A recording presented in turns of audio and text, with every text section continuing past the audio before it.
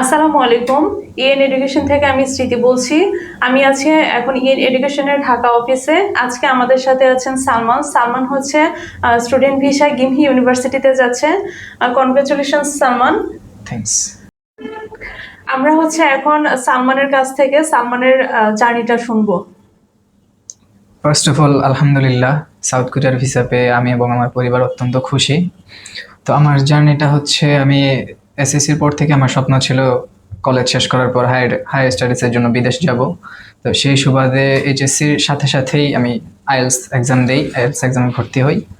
তো এক্সাম শেষ করার পর আমি ফার্স্ট অ্যাপ্লাই করি আমেরিকার জন্য। ওইখানে আনফর্চুনেটলি ভিসা হয়নি। তারপরে আবার অ্যাপ্লাই করি ইতালির জন্য, ওইখানেও ভিসাটা হয়নি। তো দুইটা জায়গায় রিজেকশন খাওয়ার পর আমি অনেক ডিপ্রেশনে ছিলাম, অত্যন্ত চিন্তিত ছিলাম। তো মনে হয়েছিল আর হয়তো হায়ার স্টাডির স্বপ্নটা পূরণ হবে না। তো তারপর একদিন ফেসবুক স্ক্রলিং করতে করতে ইএন এডুকেশন একটা ভিডিও আমার সামনে আসে, তাদের সাউথ কোরিয়া স্টাডি গাইডলাইন সম্পর্কে।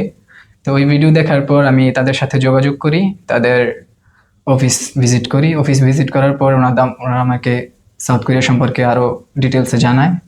তো তারপর থেকে ওইখান থেকে সাউথ কোরিয়ার জন্য অ্যাপ্লাই করি আর কি। ভিসা পাওয়ার পরে আপনি অনেক খুশি, নিশ্চয়ই আপনার পরিবারও অনেক খুশি। সেই খুশির মুহূর্তটা যদি আপনি আমাদের সাথে একটু বলেন। যেহেতু আমার আগে থেকে দুইটা দেশ থেকে রিজেকশন ছিল, তো আমি এবং আমার পরিবার সবাই খুব চিন্তিত ছিল। তো এরপর যখন এখানে ভিসা পাই, আমি এবং আমার পরিবার সবাই অত্যন্ত খুশি এবং আনন্দিত এখন।